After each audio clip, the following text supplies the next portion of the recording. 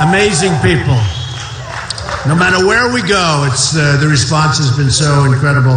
And this was a tough one tonight. Those roads were wet and icy. Hi, Steve. They were icy and miserable, but boy, is this beautiful country, huh? This is beautiful. This is beautiful. We did a couple of big slides coming up here. It was a beautiful trip. Beautiful trip. I think we'll go a little bit slower going back, but it's fantastic. Thank you all very much. And you know, we're going to do a little different today. We're going to take some questions because a lot of people have questions. And it's been an amazing period of time. We're leading in every single poll, both national and state.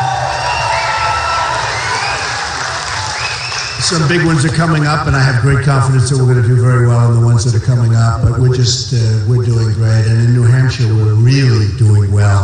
We are really, really doing well. And Iowa, we're leading, and in South Carolina, we're leading big, really big, and all over. So it's been amazing. And the spirit that I see when I go around, we go to Dallas and we go to Oklahoma. We had 20,000 and 20,000 people both. And we, no matter where we go, Mobile, Alabama, we had 35,000 people. It's been incredible. And I love coming here. This is such an important place. And I promise you one thing, that if I win, and I hope I'm going to win, one of the small things we're doing is we're keeping New Hampshire and Iowa in that very important two positions. We're not changing. Because I was hearing a lot of talk that they're going to move you and Iowa back. They're not doing it if I win. I tell you right now, that I promise you. You're going to stay right here. Because there's something, there is something great about tradition, something beautiful about it. There's also something beautiful about the people. I've gotten to know so many friends in New Hampshire, and there's something really amazing about the people. It's like we want to work hard, we want to really do something good for our families, and we want to do something absolutely great for our country. And that's what the spirit is up here. And I see it all the time. And every time I come up, I see that new spirit.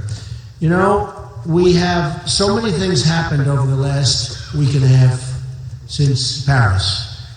And one of the things I bring up, and I bring it up all the time, is the Second Amendment. Because when you look at that slaughter that took place, Paris is one of the toughest gun zones anywhere in the world. You can't have a gun. And France also can't have a gun. It's virtually impossible to get one. And you look at those places where it was carnage, it was horrible thing to watch and a horrible thing to see. And the aftermath was just disgraceful.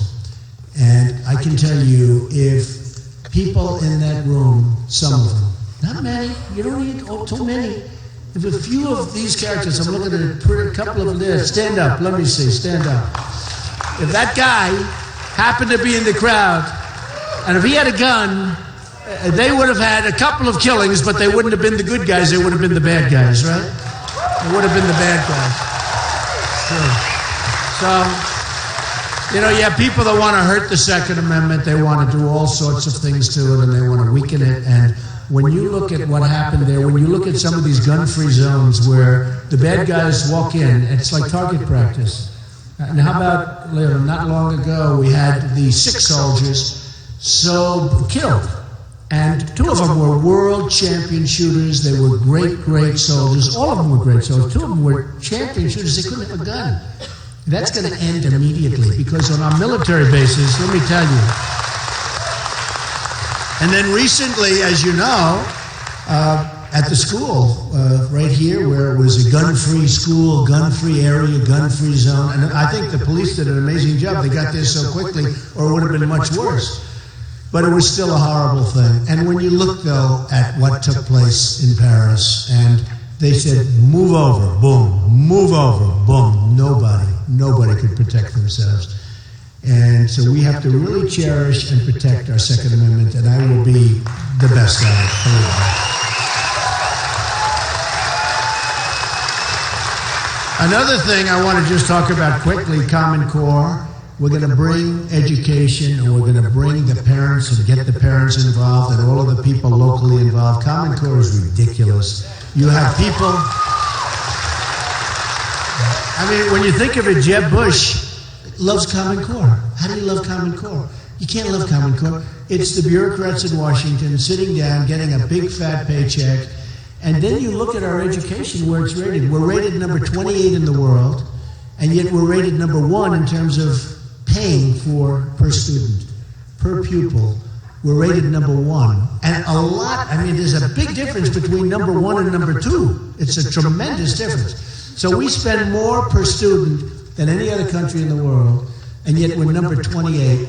And we have third world countries that are ahead of us in education. Common Core is no good. You have to do it locally, and it's going to be much better. We'll do much better. You'll see us zoom up in the list. I was sort of, I'm a big believer. I'm such a believer in education. I understand education, and as somebody that really likes school, believe it or not, I like school. But I saw parents when they were involved with their classes and where you had the whole thing where the parents would come in and they'd form really little cliques around education. And you'd have people, they wanted to focus on math, they wanted to focus on English, they wanted to make their kids great. So I saw that, and I watched it. I went to different places. I went to some where they didn't have that. But where they had it, everybody did better. And you can't do that through Washington. And you can't do that through bureaucracy. So whether it's, thank you.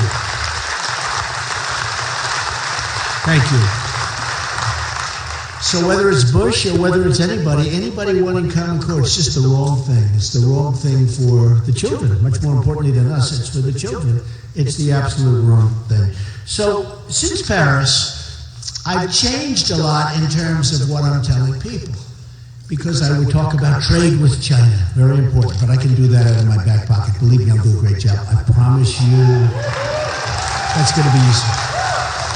But I won't go into any long stories about it, but I will tell you what they do with the devaluation of their currency and how they take advantage of us is hard to believe that we allow it to go through, and it's only because our politicians and our leader are incompetent. That's the only reason it happens. It's unbelievable what they do. $450 billion trade deficit, numbers that you can't even believe. We don't even know what the trade deficit is, it's so large. Japan, the same thing, probably 70 billion, around that number, trade deficit. They pour the cars in, we sell them practically nothing. It's a one-way street. Mexico, and you know better than anybody with Mexico what's going on, because a lot of your jobs have gone to Mexico, and we're going to sort of do things that are going to be very good. I have great respect for Mexico, great respect for the Mexican people. I have over the years, thousands of Hispanics, Mexicans, but Hispanics have worked for me. They're fantastic people. But in the case of Mexico, the country, they're fantastic people. I have thousands working for me right now. But over the years, tens of thousands of people have worked for me. And I will tell you, the Hispanics are great people. And I think I'm going to win the Hispanic vote. Tell you what, they just did a poll in Nevada where I'm leading with Hispanics. Okay, people are sort of like a little surprised. Maybe one of the better polls, so again, I'm not going to go through the poll thing because we're going to do some questions, but one of the better polls that just came out is Fox, where I'm leading in every state, I'm leading in nationally, but very importantly, we are just destroying Hillary. We're beating Hillary badly. We're beating her badly. So I talk about trade. I talk about the fact that we are going to repeal and replace Obamacare. Obamacare is a disaster, so we're going to do that. We are going to take care of our vets. Our vets are not taken care of properly. Where's my guy? Stand up, my man. He's become more famous than me in New Hampshire, right? He's more famous than me. Am I doing the right thing? You know. Illegal immigrants coming across the border unimpeded. Our border patrols are told to stand down. Stand down. You can't do anything. Stand down. People walking right through. Just walking across the border where you have Obama signing the executive order. Just come on in. Come on in. You either have a border or you don't have a border. Very simple. Very simple. And if you don't have a border, you don't have a country. You don't have a country. So we're going to build a wall It's going to be a great wall. It's going to be a real wall. It's not going to be a penetrable wall. And people are going to come into our country, but they're going to come in legally. They're going to go through the process. They're going to come in legally, and that's the way it's going to be. And I want people to come in, and you want people to come in. And I don't want to lose a lot of our great talent. You know, we have students that come from Asia and come from all over. And they go to Harvard, and they go to Yale, and they go to Penn, and they go to all of the great schools. They go to Stanford. And as soon as they're finished, boom, they have to get out. It's unbelievable. Those people have to get out. But people that walk in illegally, they can stay as long as they want because there's nobody to tell them to go home. It's ridiculous. So we want to have that for Silicon Valley. We don't want to have a case in India where a person went to a great school, was a great student, had to leave the country, didn't want to leave the country, fought, lost, went to India, opened up a company that he was going to open up here, has now 5,000 employees. I mean, we don't want to lose that. So we want people coming in. We want people coming in, and especially we want talented people. We want job producers coming in. We have to put our people back to work. We have to bring back the jobs from China. We have to bring back the jobs from Mexico. We want to put our people to work. And it's sort of like there's no common sense. We don't have any common sense in the country. There's no common sense. You know, sometimes you'd say, are they intelligent people, the people that make some of these decisions? President Obama is right now saying that global warming is the single most important thing facing our country. No, he's saying it. And I thought, when I heard it, I thought somebody was joking with me. He said it. He said it yesterday, said it the day before. Here we have ISIS, we have Russia, we have things that we never had. I mean, Russia wasn't the big problem. It turned out to be a big problem. The relationship that Obama has with Putin is horrible. It's horrible. And I'm not blaming you. You know, sometimes you don't get along with people, you don't get along. But I don't think we've ever been in such peril. And the reason we're in such peril is the power of weaponry today. My uncle was a professor at MIT, Dr. John Trump. And he was a very brilliant guy. And he told me many years ago, he was an engineer, he told me many years ago that the power of weapons, this is years, he said, it's so frightening what will be. And he was so right. He worked on the Van de Graaff accelerator and a lot of very powerful things for, he was very big into cancer research, very smart guy, very great guy. And he was telling me years ago the power, and the big problem we have is the power of weaponry. You know, the old days you'd say, let them fight, we'll never see them. But now they want us out of commission, and we can't let this happen. So we have to be really vigilant. We have to be very smart. I took a lot of heat from the press, a lot of heat when I said we have to be vigilant with the mosques. I mean, you know, they were saying, oh, well, you shouldn't do that. That's not nice. I mean, something's wrong. Something bad is happening. Something bad is happening. And we can't be the stupid ones that sit back and say, oh, we have to be very strong. We have to be very vigilant. Something really dangerous is going on.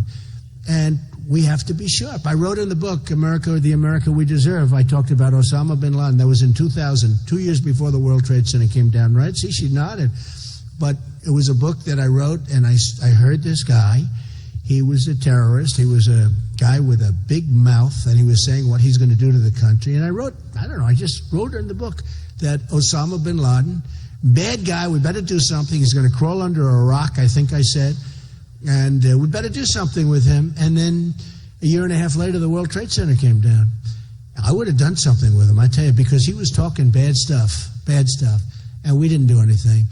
And one of the MCs, one of the morning show people who's a fantastic guy, Joe Scarborough, said, you know, Trump actually called Osama bin Laden before the World Trade Center came down. He said, let me see the book. He wanted to see it because he didn't even believe it. But we have to know what's going to happen before it happens. And some people have an instinct for that, and most people don't.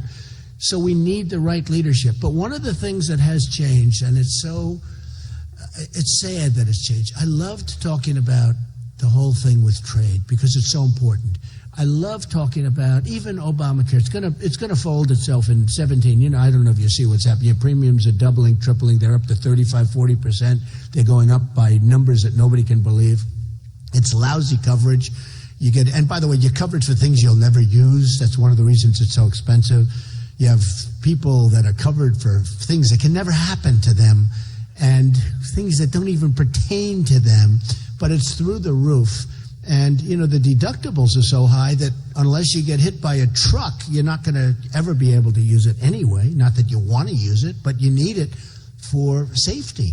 And it's going to, in 17, literally implode. It's a disaster. And I guess you've been reading the articles over the last... And I've been saying it's going to implode. Very few sign-ups. It's a disaster. And whoever the next president better be good, because that's going to be a big thing. But the good news is... we repeal it and we replace it. We don't try and fix it because it's not fixable. We repeal it and we replace it with something that can be so good. We get rid of the lines between states. We let the privates come in and they bid. The insurance companies make a fortune with Obamacare. And they were big contributors to Obama. And right now you have contributors. I'm proud to say I'm the only person that's self-funding his campaign. I self-fund my campaign.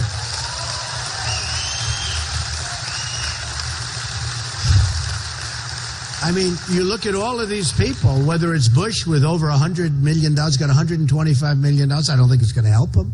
I see more ads. I say, turn off the television. I can't watch another one of those ads. And he doesn't go up. But I see the other one, this guy Kasich. He writes this phony ad about me. He's terrible. By the way, I'm beating him. Think of it. He's the governor of Ohio. I'm killing him in Ohio in the poll. Killing him. But when I look at the money that these guys, they raise money and they spend a lot of money, but they're all controlled by the people that put up the money. And who knows the game better than I? I was on the other side. I've only been a politician for about 5 months. I hate to say it. I'm embarrassed to tell you that. No, think of it. All talk, right? What's my expression? All talk, no action. But I've been a politician for, a very short period of time. But I understand the game from the other side. I was like Mr. Establishment, actually, because I contribute lots of money. And, look, I'm not knocking the system. I guess there's probably no system that can be perfect.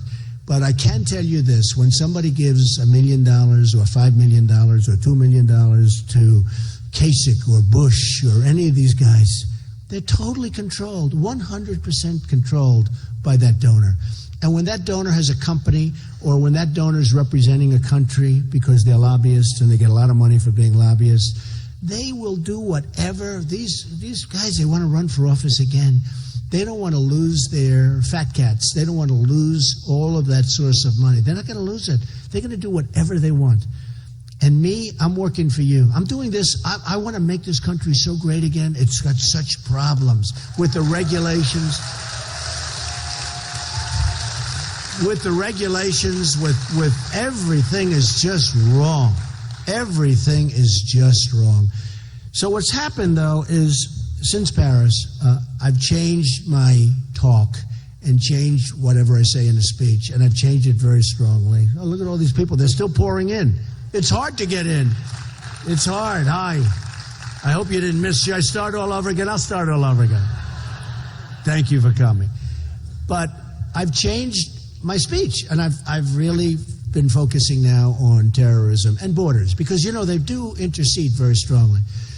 And when I came out in June and I announced from Trump Tower in New York City about illegal immigration, I'm going to run for president. It takes courage to run for president. I'm saying, oh my God, look at that down there. You had to see the lobby of Trump Tower. I have never seen so many cameras in my life. It looked like the Academy Awards. And I said to my wife, well, let's go, the famous escalator, right? And she went out and looked very elegant waving, and I'm waving, but I just took a deep breath. I said, we got to do it. We got to do it. And I made a speech, and it was interesting because it was very well received. Then a week and a half later, they said, well, wait a minute, maybe that was a very harsh statement. I talked about illegal immigration, and it turned out to be right. Illegal immigration is a big problem. And then you had the killing of Kate and the killing of Jamil and the killing of so many people, and so many things are going on so bad. You also, excuse me, but you're losing tremendous numbers of jobs. People in this country can't get jobs. And illegals are coming in and taking jobs that people here would like to have. A lot of bad things are happening. And I brought it out to the forefront. And then I went way up in the polls. And a lot of that, I guess, had to do with illegal. I talk about a lot of other things, but a lot of people think that if I didn't bring up illegal immigration, which is a huge problem, we wouldn't even be talking about it. We wouldn't be talking about it now. The other candidates wouldn't be talking. I mean, they wouldn't be talking about it. And, you know, you look at Rubio, who's very, very weak on illegal immigration, and I mean extremely weak. You look at his stance on amnesty. He wants amnesty for everybody. He was a member of the Gang of Eight. He's going to be very bad on illegal immigration. You have to have it. When Jeb comes out and said, you know, remember he talked about love, right? They come in for love. I said, they come in for what? Right? Remember the famous expression? I actually said a couple of things. Between Common Core and they come in for love, I said, that's the end of his campaign. I think I turned out to be right. But all of them are weak, and they're just weak. I think they're weak generally. You want to know the truth, but I won't say that because I don't want to get myself. I don't want to have any controversy. Is that okay? No controversy. So I refuse to say that they're weak generally, okay? They're fine people. And some of them are fine people, but they are weak on certainly illegal immigration, and we have to be very strong and we have to be very vigilant. But what's happening is that the borders, and, you know, everybody gives me the A+ on the borders, but the borders have turned into be very important, having to do with terrorism. Because we don't want people coming in that are looking to hurt us, that are looking to do numbers on us, that are looking to blow up cities and blow up buildings and blow up even mountaintops, okay? We don't want that. We want people that we want. And when I looked at the Syrian migration, it's a terrible thing to look. I mean, it's a horrible thing. And frankly, I think Merkel did a horrible job when she accepted so many. I think in Germany, they're going to have problems like you've never seen. They already have. They're having huge problems. They're having huge crime waves and huge problems. But what they should do and what they should have done, because we all have a heart, we want to see it worked out. I mean, it's sad. I mean, it is sad, but I will say this, and I was the first one to bring it up. Now people bring it up when they see, but they see this migration. You see so many young, strong guys, right? Younger than you. Stand up. Let me see. Stand up. Look at this guy. Younger. They might not, he's been a friend of ours. They might not be tougher than you. I think you're tougher than them. But you know what? They're young, strong men. So many men. And you see few women and children, but you see so many men. And at first I heard maybe 3,000. I said, oh, maybe, you know, it was brand new. And then all of a sudden you start to say, what's going on here? And then you hear they want to bring in 10, but you know that number's not 10,000. You know the number's going to be much higher. And even if it was, you can't take it. There's no documents. There's no documentation whatsoever. There's no paperwork. Nobody knows where they come from. Nobody knows if they're ISIS. And I say it could be the great Trojan horse of all time. And you know, you don't need to have 10,000 people like that. You need to have 20 and 30 and 5 and 2. We can have trouble like we've never had before. But you look at these young, strong people, and the first thing I said, why aren't they back fighting for their country? But the second thing, when you look at the migration, you build a safe zone in Syria, where I think they want to be anyway. You know, it's interesting. I have thousands of people that work for me, and when they retire, a lot of them are from outside of this country. They come from countries that you wouldn't think would be like a place you'd want to go back to. They all want to go back to their country. That's where they grew up. That's where they have relatives. That's where they have whatever, history. And it's surprising. You know, they grow up, they work in the United States, and they want to make money, and they're here legally in my case. I do the E-Verify stuff, and there's a lot of ways of making it so it works. But they want to go back to their country. And it actually surprises me. You know, they say, well, don't you like it here? Well, we do, but you know, Mr. Trump, it's my country. It's my country. I love my country. It's really amazing. Well, I think it's probably in its own way true with Syria, too. And it would be great if you could do, and you have to get the Gulf states. I mean, the Gulf states make so much money, and they're not taking anybody. I mean, they're smart in that way. They're smart, but they're not taking anybody. They're putting up very little money, and they have more money than anybody, and they're just not doing the thing. You got to get them and others, and we'll do a little bit ourselves, but we got to devote our money to us for a change. We have to rebuild our country. We have to rebuild our country. You know, like as an example, I said we're going to build a wall. We are. We're going to build a great wall, and Mexico's going to pay for the wall. Mexico is going to pay for the wall. And some of these clowns, like Kasich, Mexico will never pay for the wall because they don't have a clue. They're not business people. You are. If we're losing 40 to 45 to even $50 billion a year with Mexico, we have a trade imbalance of those kind of numbers. Plus, we give them billions of dollars. We give Mexico billions of dollars. And all of that. Then you say to yourself, well, the wall is peanuts compared to the numbers we're talking about. So, of course, they're going to pay for it. But you have to have the right messenger. It's like Kerry was the wrong messenger with the Iran deal. The Iran deal is catastrophic. The level of stupidity. The first thing we should have said is, you got to give us back our prisoners. You give them back. Just give them back. We don't want to talk. Give them back. You give them back. According to what they said, this is hard to believe, they never once have asked for our prisoners back. So we gave them $150 billion. We gave them, in some cases, self-inspection. In other cases, 24 days, but the 24-day doesn't start for a long period. It's got a whole process, like a legal process, right? From MIT, stand up. But he never heard of my uncle. He's a professor at MIT, a great... And he tends to agree with me on global warming, I think. So that's good, because MIT is a good place. But we make these deals, they're so bad. And if we had the right messenger, we would have said, listen, you have to give us back our prisoners. First day, not at the end, where we just keep saying, okay, we'll take it. Okay, we'll take it. Stupid. You have to give us back. First day, 3 years ago. Did you ever see a negotiation take so long, by the way? I mean, somebody said to me, one of the big magazines said, how long should it take? And I said, 2 days, maybe a week. Okay? This is like, we're not sending a rocket up to the moon.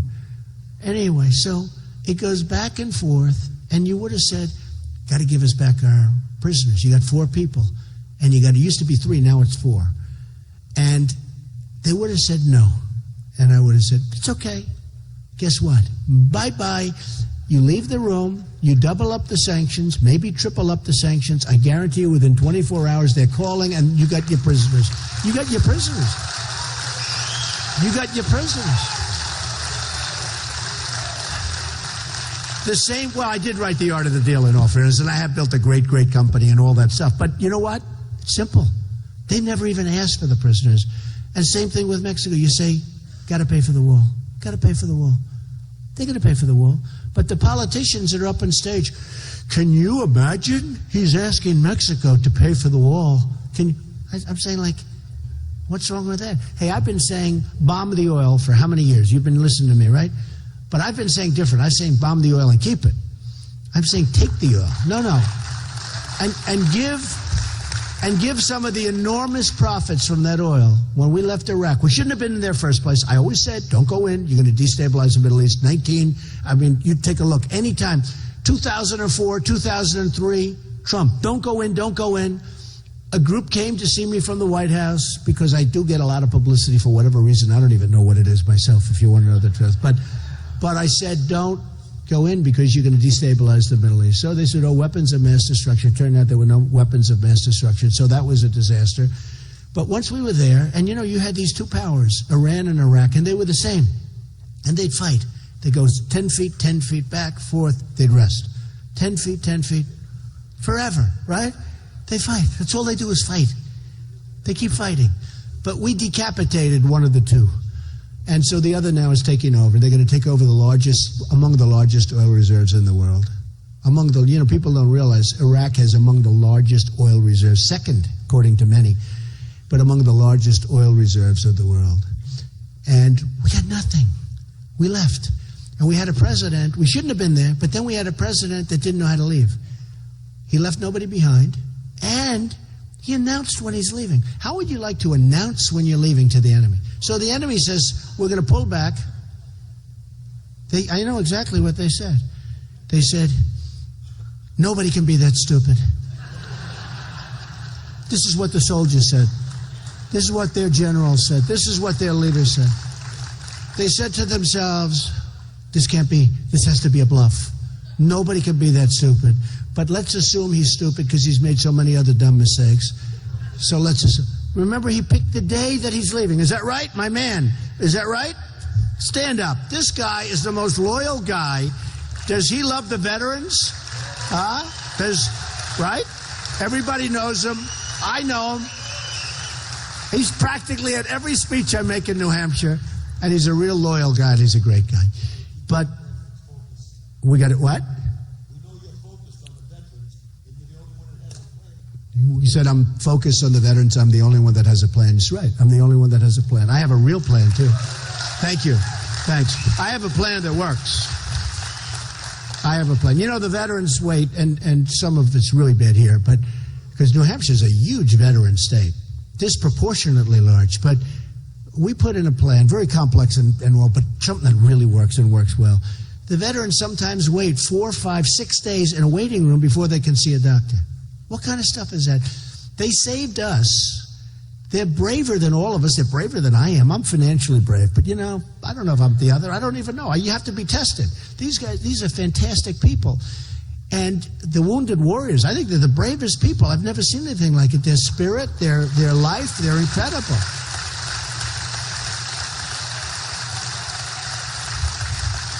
But they go to a hospital and they wait. I remember it was on a Wednesday. It was like 3 months ago on Wednesday, where it was announced that the longest waits in the history of the very corrupt, it's a totally corrupt Veterans Administration. We will put in such great people in there, but the corrupt Veterans Administration, 3 months ago, they said the waits are the longest they've been in the history of the Veterans Administration, where a guy, a soldier, who's a terrific, brave person, who was injured or who's hurt or who has a simple problem where a minor operation or a pill can take care of that person, he or she, and they're waiting 5 days. And people are dying waiting in line. And I heard the numbers, and the numbers are in the thousands where they're dying. It's almost hard to say the numbers because you wouldn't believe it's possible. They wait 5 and 6 days. Can you imagine yourselves waiting for me? How about me? If I wait 2 minutes, I'm like, what's wrong with this doctor? Now, can you imagine having to wait 5 days and 6 days? And then in one case, they waited 5 days, and then the doctor said, I'm sorry, I'm off now, I'm going on vacation, okay? And by the way, I think they have actually some very good doctors. I've actually heard some really good things about the doctors in the VA, but the administration is horrendous. And we have a thing that if you're waiting, and if it's going to be a long wait, you're going down to a private doctor or a private hospital or a public hospital that might be 2 blocks away. You're going to get yourself taken care of, and the government's going to pay for it, and that's going to cost less money than what we go through with this horrible system that we have. And everybody is loving it. It's simple. It's simple, but we'll take care of our vets. So we're going to take care of them good, properly. So simple. So simple. So I've been focused so much then on the terrorism, and what's happened is everybody's saying, well, Trump does best in that, and a lot of that morphed into the fact that the borders are the way they are, and that I am definitely the best on the borders. People are not strong on border at all because they don't know how to do it. They don't, and by the way, they don't know how to build. I build buildings all over the place. I'm doing one now, the old post office. Can you imagine? I bought it from the Obama administration. Can you imagine this? No, think of it. One of the best pieces of property in the United States, one of the most heavily wanted properties anywhere. I'm building a hotel there, great hotel, Trump International Hotel, and it's going to be a phenomenal project. It's under budget, very much ahead of schedule. It's doing fantastically. It's going to be one of the best hotels anywhere in the world. It's going to be great. But that's what I do. I do that stuff. So somebody said, but you can't build a wall. A wall. I built buildings that are 94 stories tall, and that's tough stuff. This is so easy. Think of it. Some of you are in the construction business. Think of garages. The concrete plank that goes 60, 70, 80, 90 feet, right? Concrete plank for garage floors. It's precast. You put a foundation. You put a rut. You put it up. You make it beautiful. You put a little design in the concrete. You can do that easily. Because someday you know what it's going to be called, right? The Trump wall. We have to make it beautiful. We have to make it beautiful. We have to make it nice. And that wall will be higher than this building. Nobody's going to drive their trucks. You ever see the picture in one of the magazines where they drive the truck? The wall's over here. They build a ramp. From Mexico to the United States, they build a ramp. Up the ramp, down the ramp, sell the drugs, come back with money. We get the drugs, they get the money. How stupid are we? How stupid. This one, if you ever get to the top of that sucker, you're going to be looking down, you're going to say, help. okay? No, we're going to build a real wall. You know one of the reasons they never got the wall built? You know, a lot of people wanted to build the wall. A lot of people were against illegal immigration that are now very much for it, essentially. But a lot of people wanted to build the wall. You know one of the reasons they couldn't build the wall? They couldn't get their environmental impact statements done. Can you believe this? They had, it's sand. So maybe it was turtles, maybe, I don't know. They couldn't get, you can imagine what these environmentalists got paid for this environmental impact statement. They went years, they couldn't get, this is a true story. They couldn't get their environmental impact statement done. Now, another one I heard, this can't be true, and that's why I say it for the press, because they'll say Trump said, but I mean, it can't be true. It's too crazy. But I said, bomb the oil, take the oil, you got to take the wealth away from ISIS, right? So I've been saying for a long time, they've been saying, that's ridiculous, that's ridiculous. Well, after Paris, boom, they started bombing. Can you imagine? France is the one that started. France is leading us. It's amazing. It's amazing. He's looking, he's saying, it's amazing. But you know what? Hey, I give the police in France, I give them a lot of credit. They did a good job. They went in there. That was not easy. They did a good job. I think they did a great job. But I've been saying bomb the oil. One of the reasons Obama didn't want to bomb the oil is because of the environment. Can you believe this? He didn't want to bomb the oil because of the environment. There's tremendous environmental pollution going into the air. Now, I don't know if that's true or not, but it sounds like it's true. As stupid as it is, it sounds like it's true. He didn't want to pollute the air, so therefore let ISIS grow and let ISIS become rich and make $1 million. They're making $1 million a day with their oil. So France went in, they started, and, one of those things. But I would bomb it. I would then keep it. I would then make deals with the big oil companies who can go in there so fast. If you ever saw these people put up a rig, you wouldn't believe what they can do. And we'll rebuild it. Knock the hell out of it, and then don't worry, we'll rebuild it. Don't try and save anything. And then, and I'm telling you, and I just alluded to it, but I would take tremendous amounts. I would keep it. I would keep it. To the victor belong the spoils, We're the only one. We're the only country where you win a war and we leave. We leave. What did we get? In Iraq, we spent $2 trillion, thousands of lives killed, lives all over, thousands. We don't even know how many, thousands of lives. Wounded warriors who I love all over the place, right? And then we leave. We leave. And now Iran's taking over. Russia's taking over. They're all taking it. We did all of this. We were there for years. We get nothing. We get nothing. Those days are over. Those days are over. But one of the things I wanted to do, and I've said this for years, and the people that know and like Trump, one of the things comes out in the poll that I have the most loyal people. That people say, he can do anything. He can do anything. So I don't know if that's right, but they say that I have the most loyal people. Others, if you sneeze, they drop you. Me, I can sneeze, I can say things that I think are right. Like, do you notice what's happening in New Jersey? They're now finding a lot of people are saying, yeah, that did take place in New Jersey, right? I wasn't going to apologize. A lot of things happened today where they were dancing and they were happy. There were a lot of happy people over in New Jersey. And I saw it, and a lot of people saw it, and I'm getting hundreds of phone calls, and a lot of other people are too. And things are all of a sudden materializing. So people said, you should apologize. I said, I don't apologize. Hey, look. If I'm wrong about something, I want to apologize. There's nothing wrong. What? Who was it? What did they say? Oh, Bernie. Oh, Bernie's finished, man. Oh, Bernie.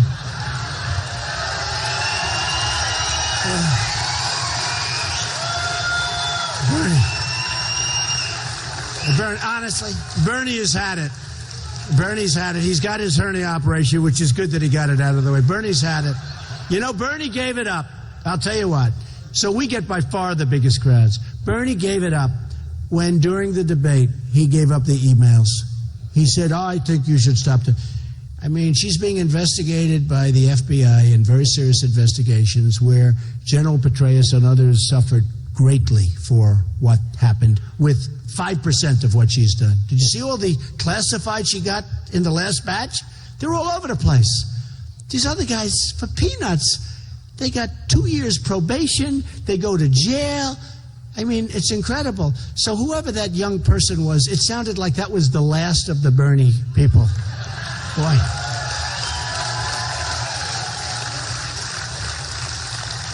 I said, you know, when Bernie did that whole thing with the email, like, oh, that's fine, you know, I said, that's a great soundbite for 10 seconds, and that's the end of his campaign. I was right. He's, by the way, not getting the crowds anymore. It's over for Bernie. It's over for Bernie.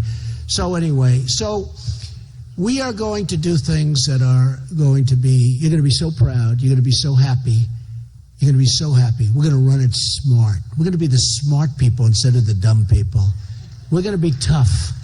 But we're going to be heart, we're going to have great heart, and we're going to do things for people that can't help themselves. As Republicans, we want to help. You know, sometimes they say, well, you can't do that. The people that can't get medical, they can't. What are we going to do? Let them die in the streets?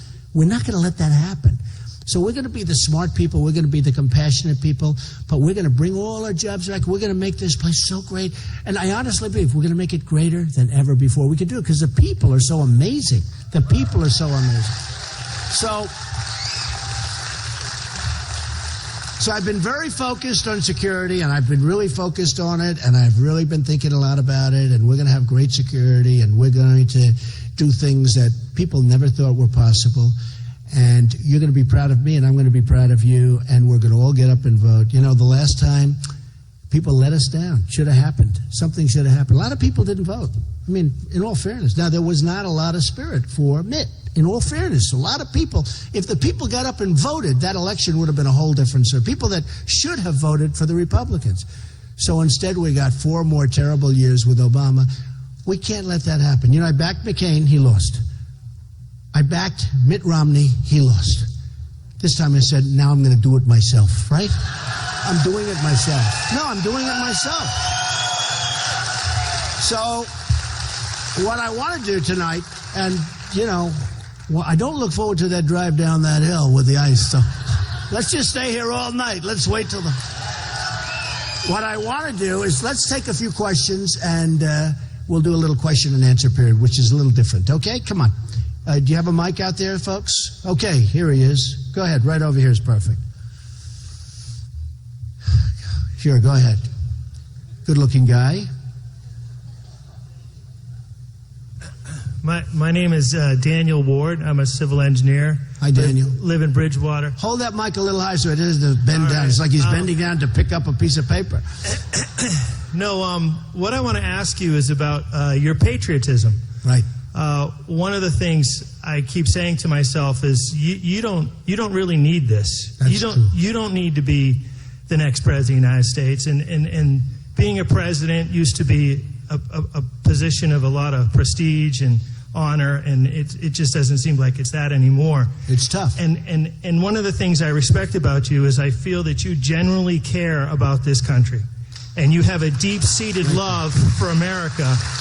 You're a patriot, and if we were being invaded and I had to jump in a foxhole with an M16, I'd want you right there with me. I know we would. But I want to ask you. I want to ask you the source of that. Was that something in your childhood? What makes you just love this country and the way that you do? Well, thank you very much. Boy, I picked a good guy for that first question. Huh? I knew I liked him. Very good. Great way. Thank you. I love the country. I've seen what it can do. I didn't serve. I haven't served. And frankly, I had deferments because of college, like a lot of people did. Numerous deferments because of college, and I had a foot thing, and I had deferment for that. At some point, I probably would have. I was also in the draft, and I got a very high number. I think it was 356. Can you believe that? During the middle of the Vietnam War, I had a very, very high draft number, almost at the end. In fact, I got in about 4 numbers late, and they kept going, numbers. I said, I guarantee my number must have been one of those early numbers. But it turned out that was one of, look, that was a rough war. And there's another war. What do we get out of it? We got to get things out of it. When we use our military, a lot of people say, like Jeb and Hillary, they said Trump's tone, his tone. We need tough tone. We have to have tough tone. They're cutting off our heads. They're chopping our people's heads off. If they're a Christian, their heads are coming off in the Middle East. We need a tough tone. So what happened is I always felt a little guilty. And I was always, like other people, frankly, that didn't serve, because I have people that did serve, and I have friends that served, and they're very proud of it. Some are no longer with us because of the fact that they served. They're very brave in many ways. But I've done a lot of things. I built, as a lot of the folks know, the Vietnam Memorial in New York with a group of folks that were fantastic. I contributed a lot of money. It's in a way, it's a way of making up. It was very expensive, very good. It's downtown Manhattan. People love it. And you know, the funny thing, I built a lot of things and people forget. But the Vietnam Memorial to this day, if I'm walking down the street, which is getting to be less and less, it's getting to be a little tough. But I would tell you, the people, the military, so often they come up to me, Mr. Trump, thank you for building the Vietnam Memorial. That was many years ago. That was in the 1990s. Thank you so much for building the Vietnam Memorial. They still thank me for it. They remember it. You know, the people remember. The military, they have unbelievable heart. Another thing that happened, I think it was 1996, I got a call from Rudy Giuliani, and I got a call from a few other people. The Veterans Parade, the Memorial Day Parade, which was our big parade, they moved it to Riverside Drive. Riverside Drive has no people.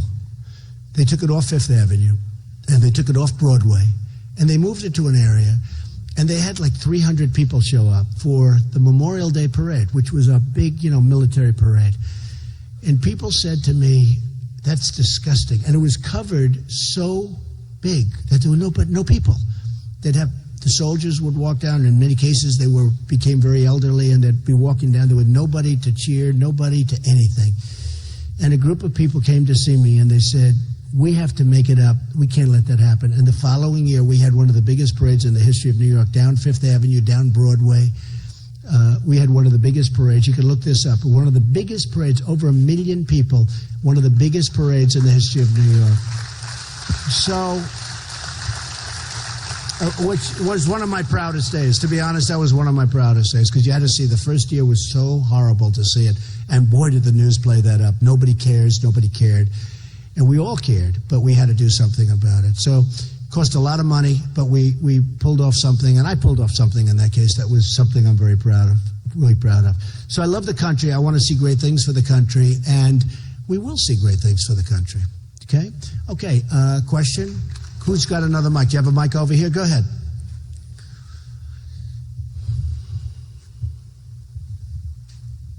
Hello. Hi, my name is Tom. Hey, Tom. I wanted to ask you that now that China has agreed to implement a cap-and-trade program to reduce carbon emissions, if you think America should do the same, so we don't lose the economic and environmental edge to China. Yeah. Well. Yeah. Okay. Let's talk about that, Tom. The young guys, the young, good-looking guy back there, and it's fine. It's good. There's nothing like idealism. China's not going to abide by it, okay? China's buying coal. We're not allowed to burn coal anymore, essentially. All our furnaces are being dried up, and China's taking our coal. They're burning it. And, when you're talking about the planet and you're talking about the universe, the difference between China and the U.S. is like walking over to this chair. So they're spewing fumes into the atmosphere, and we're not. They're doing their factories at much lower pricing. I mean, much lower. We have so many restrictions, rules, regulations that you can't even breathe. And we're making it impossible. China will not obey by what they sign. They're not going to sign anything meaningful.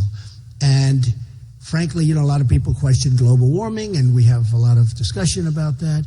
But China will not abide by those rules. Now, one of the things that they're signing, and one of the things that they're insisting on, is the United States has to act immediately, and they don't have to act for many years. Immediately, that's like one of the deals we make.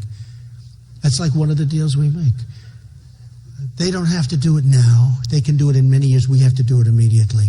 That's like Japan. If Japan gets attacked, we have to immediately come to its defense. We have no choice. We have to come to its defense. But if we get attacked, Japan does not have to do anything for us. These are the deals we have, folks. I mean, it's crazy. What? What was that? These people, stand up. Stand up. What did you say? Go ahead. Speak up. Oh, there we are. Thank you. We bombed Japan. We forced them into. No, I understand. Well, they weren't exactly nice to us. They did do Pearl Harbor. Military. Excuse me. Who did it first? Who did it first? Didn't we have a thing called Pearl Harbor? Huh?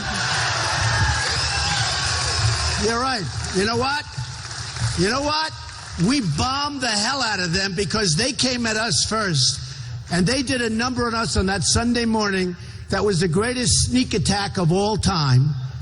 The only thing worse, frankly, was what they did, what was done, as you know, and by you know who, to the World Trade Center. Because that was an attack on civilians. At least Japan, it was a total rotten sneak attack, but at least they were going against the military.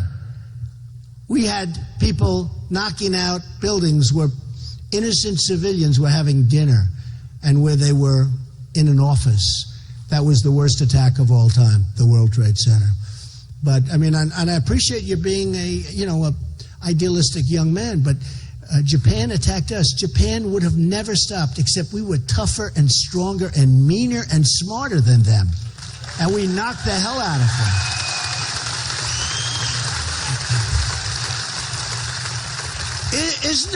Isn't it amazing how, I mean, young guy, good guy, but isn't it amazing how quickly people forget, though? Isn't it really? There's a case of it. Look what we did to Japan. We don't want to do that. So it's one of those things. Okay, how about another question over here? Go ahead, any place. Just give somebody a mic, yeah. He's not a very aggressive guy with a mic, but he's a good guy. He's the least aggressive mic person I've ever seen, but he's great. Okay, go ahead. Look at this man. Hi. How are Thank you? you for coming to Waterville Valley. Thank you. We really appreciate it. Thank you. Thank you. My name is Barry Fish, and I live here in Waterville.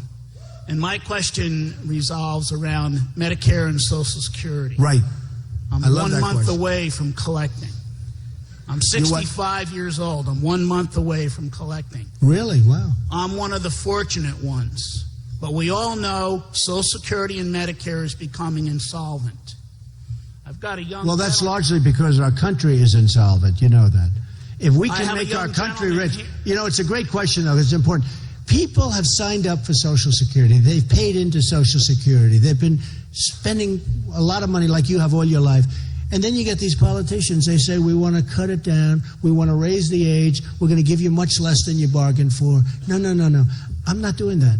Now, we're going to get rid of the waste, fraud, and abuse. You know, there are thousands and thousands of cards that are going to people that are 112 years old. Did you see that? Thousands. It's like hundreds of millions of dollars where the cards are going to people that are 112 years old. Thousands of cards. Okay, all that stuff goes. That's just bad management, and nobody's surprised to hear this now. But we're going to make our country rich again, and we're going to take care of our Medicare, and we're going to take care of our Social Security, and we're going to be able to do it. We're going to be able to do it easily. We got to bring our country back. We got to get our jobs back and all of this, and then Medicare and Social Security will take care of itself. I mean, I was watching Ben Carson the other day say he wants to get rid of Medicare. Medicare actually works, okay? There's abuse and there's fraud and there's things that are going on that shouldn't be going on, but we'll take care of that. But Medicare is a program, I think you know, that works. And I just think it's unfair that people who have spent their life paying in, and they paid in a lot, and all of a sudden they're going to raise the age by 4 years, and they're going to do all sorts of things. No, that's not going to happen with me. Not going to happen with me. We're going to make our country rich again, and we're going to save as it is, but in a better form. But we're going to save our Social Security and our Medicare, okay? Thank you. And I think I'm the only one that says that of the Republicans. I think I'm the only one that says that. And frankly, I'm the only one that can do it because in order to do it, you have to bring in a lot of good things. Go ahead. Yes. Go ahead. Sure. Good evening, Mr. Trump. How are you? Good. Today is World AIDS Day. It was what? Today is World AIDS Day. Yes. Good. World AIDS Day. Yes. As a successful businessman, you know a good investment when you see it. Our partnership with the Global Fund to fight AIDS, malaria, and tuberculosis saves about 100 lives a month. Right. It's a very well-documented track record of success. Great. If you're president, will you make sure the United States continues to fund its full 1/3 share of the Global Fund? Honestly, it sounds good to me. I have to look. But it sounds really good to me. Okay? It really does. I mean, that's the kind of thing we should be doing. I love it. Okay? Sounds good to me. Totally. Go ahead. Right there with that. Look how excited she is. Oh, boy. Look at that. Look at the excitement in her eyes. That's called youth. Okay. Hi, Mr. Trump. I have a question for you. Uh-oh, this could be a killer question, too. You know, it's always the one that you least suspect. Okay, go ahead. I'm going to college in a couple of months. How will you make college affordable for the middle class? Okay, good. By the way, it is a question going around to all over New Hampshire and Iowa, in particular these two places, South Carolina. It is a question that I get probably more than any other question. I get a second question, too, because kids are borrowing up to the hilt. They're working hard. They're going to nice colleges. They're doing well. They're good students. They get out. They can't get a job.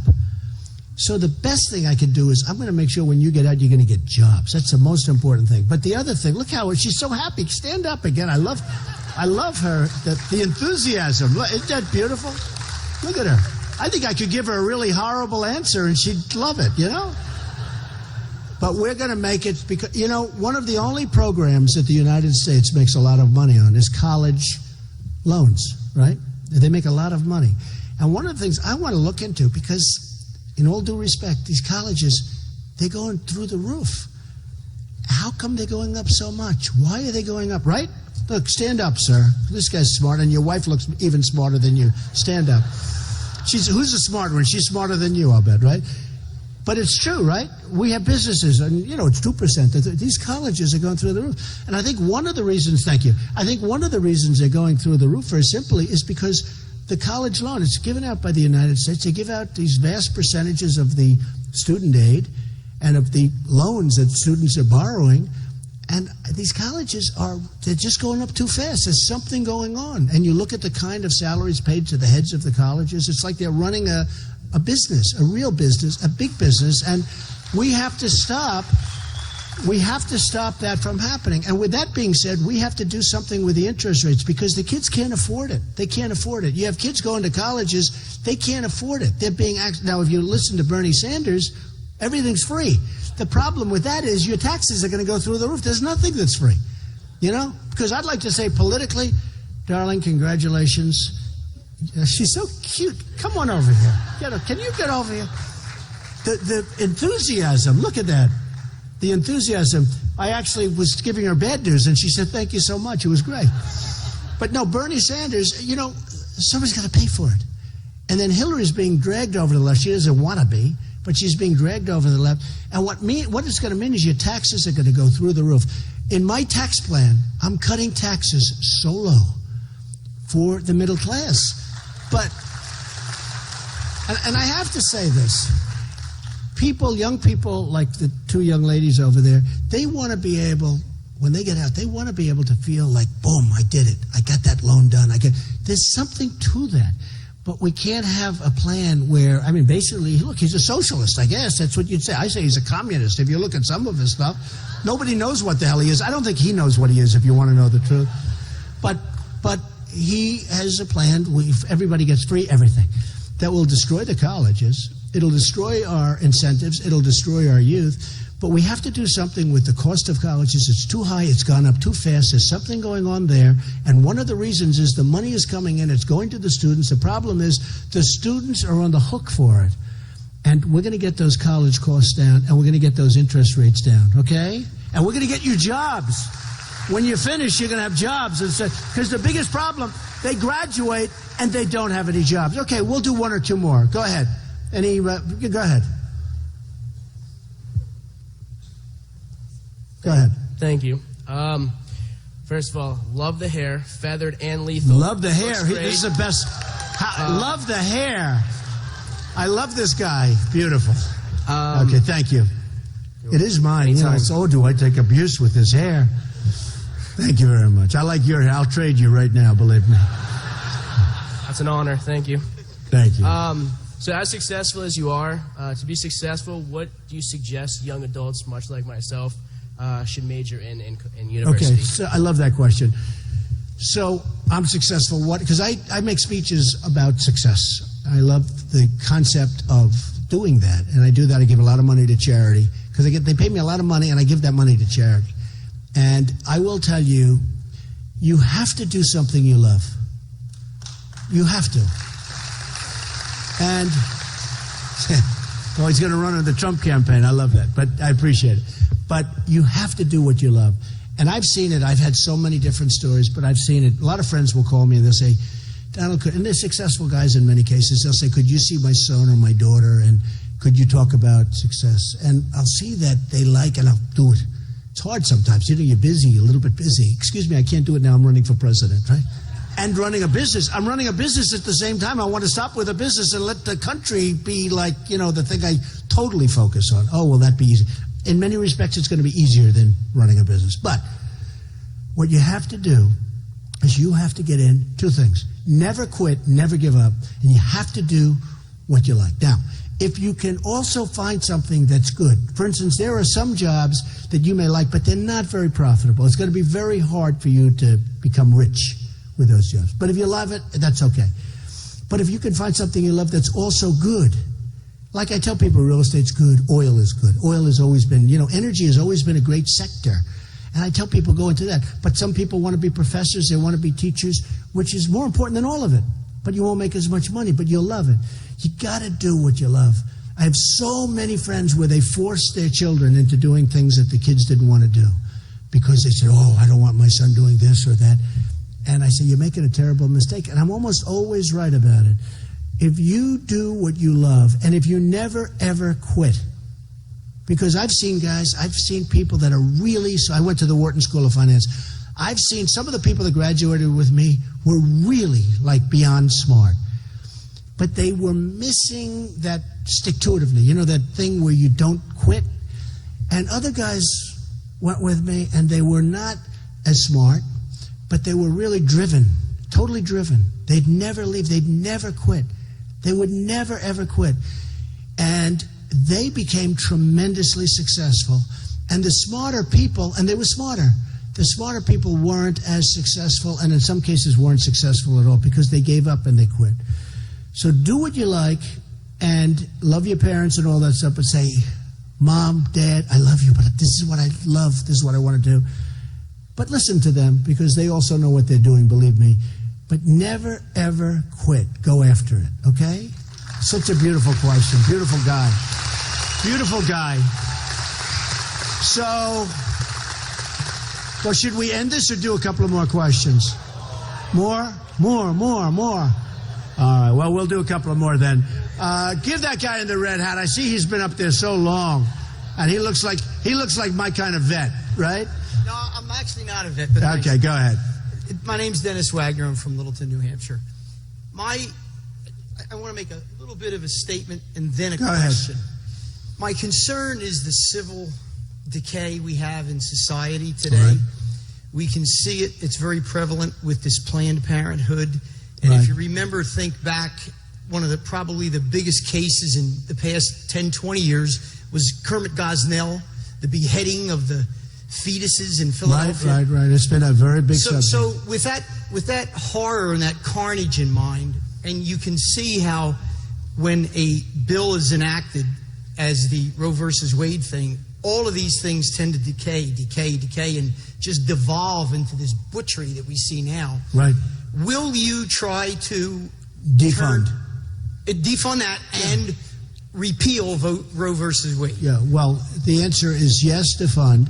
The other, you need a lot of Supreme Court justices, but we're going to be looking at that also very, very carefully. But you need a lot of Supreme Court judges. But defund, yes, we're going to be doing that, okay? Okay. How about one of these young guys right over there? Go ahead. Good question, by the way. Very good question.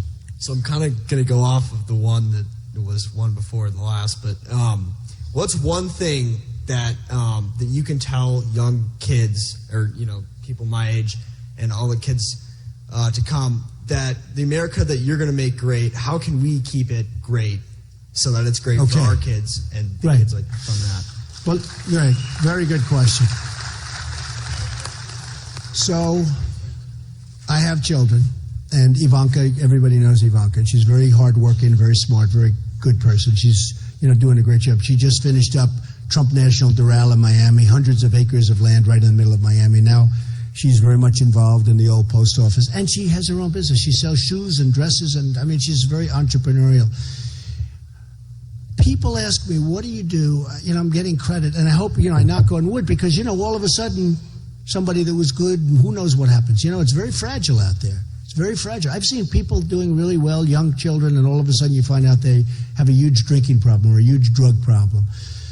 But one of the things that people ask me, and they ask me a lot, is what do you do about your children? How do you keep your children? You know, because my children all work hard, and they love it, and they do well at it. And they're asking me a lot and more about my children. And I say, you know, since they were little, since they could barely speak, I'd say no drugs, no alcohol, no cigarettes. No drugs, no alcohol, no cigarettes. And they're this big. They're this big. And I remember Ivanka looks, Dad, you're driving me crazy every time you say that. But I'd say it once a week, twice a week, 3 times. No drugs. She didn't even know what drugs were. She didn't know what alcohol was. Didn't barely know what it was. But before they even knew what these things were. And I would just drum it into them. And I see it as so important because I have friends that are very smart and they have brilliant kids. Go to Harvard. One of them I know went to MIT and he had a tremendous problem because he had a drinking problem. And the world is so tough. And it's so competitive that you can't put yourself as a child or even as a parent, if you want that child to be successful, at a disadvantage of letting them drink or letting them take drugs. Because it's not going to work. They're going to be at a tremendous disadvantage, and ultimately they may never recover. It's so hard to recover from drugs. They say it's even harder to recover from alcohol, which surprises me, actually. But maybe it's the social thing. You know, you're sitting down and everybody's drinking and they're all having a drink for dinner. Maybe that's tougher. But they say alcohol is actually in many ways tougher than stopping with the drugs. But I tell people what's really easy, like I never had a drink. I never had a glass of alcohol. And I in all fairness, I've watched people and I study people, and I had a great tutor on this. But I look and I see what it does to people when they lose control, and a lot of times they lose control. I had a friend who went to the Wharton School of Finance with me, a very smart guy, and I'll never forget when I was young, 18, 19 years old, he hated the taste of scotch, hated it. He couldn't stand it. Oh, this stuff is terrible. But he tried to develop, he said, I want to develop because, you know, he became a massive alcoholic. He developed the taste all right. He became a massive alcoholic. I mean, and failed with everything. He lost his family, lost his home. This is a brilliant guy, lost everything because of alcohol. Well, I tell people, with your children, no drugs. And I tell the children, no drugs, no alcohol. And I say, no cigarettes. Cigarettes are just unhealthy. One thing I can tell you, because I don't smoke. I mean, I have some bad habits. But I don't smoke. You don't want to know what they are. Don't ask me. Somebody's going to get up. Please, that would be too many people back there with those cameras. But I say to people, if you don't drink, it's so easy not to want alcohol. If you don't smoke, I watch people smoke. It looks terrible to me. You know, it's dry. It's terrible. But I have friends, they gave up smoking, and they can't do it. And they look at somebody smoking. To them, it's like, oh, boy, I wish I could have that cigarette. You know, just that one more cigarette. Then it turns out to be a disaster. But if you don't drink and if you don't take drugs, your children, meaning your children, are going to have a tremendously enhanced chance of really being successful and having a good life and having a happy life. And one other thing, I'll say this is a little interesting for some people, I hope. I have found, I deal with the richest people in the world. Carl Icahn is supporting me. Carl Icahn's one of the great businessmen of the world, and I'll put him in charge of China. I'll say, Carl, do me a favor, take a look at the trade pacts of China. He'll come back, no way, meaning no way will they get away with it, okay? Believe me, we have the greatest business people in the world, but we don't use them. We use political hacks. It's true, we use guys that give donations. We use donors. They give donations, and we get them into government. I will say this, we have people that if we use our people correctly And if we get away from this world of horrible, disgusting politics, we will be able to do things that we've never, ever been able to do as a country. I mean, we will be able to do some things that will be absolutely amazing. But anyway, just to finish, no drugs. Do you smoke cigarettes? Do you take drugs? Don't tell me. No? Kid, good-looking kid. Looks like, do you want to be a movie actor? You should be able to stand up. Look how handsome this kid is. Hey, by the way, you're very handsome, too. I have to... These are handsome. They got a lot of handsome people up here. But you don't take... Do you drink? No. Not good. Wow. Okay, he's going to be successful. Going to be successful. Good question. No drugs, no alcohol, no cigarettes. All right, we'll do one more. How about one more? You want? Okay, come on. This young man right here, who I met backstage, who's going to take care of his father, right? I'll bet he's going to give me a good question. Go ahead. What will my life be like when I'm older if you become president? That might be the best question. I hate to tell you. Okay, so here's what my hope would be. That if I become president, your life will be much better than it would have been if I didn't become president. It's as simple as that. You know? It's as simple as that. And I'll go one step further. If somebody else becomes president and they're not good, they don't do the job, they don't do what they have to do, your life will not be as good. It just won't be as good. So if I become president, I will promise you I'm going to work so hard. I won't care about my company. Somebody says, oh, will you have a company? I don't care about that. I don't care. It's wonderful. It's great. The kids will run it. The executives, I have good executives, they'll run it. My 100% focus is going to be making the United States of America much better for you than it could be under any other person. Okay? We love you, man. Take care. Take care of your father. Thank you, everybody. This was great, and I appreciate it. And get out and vote. Get out and vote. We got to get out and vote. Last time they didn't vote. We got to get out and vote. We're going to do a real job. Thank you. Thank you, everybody. Thank you.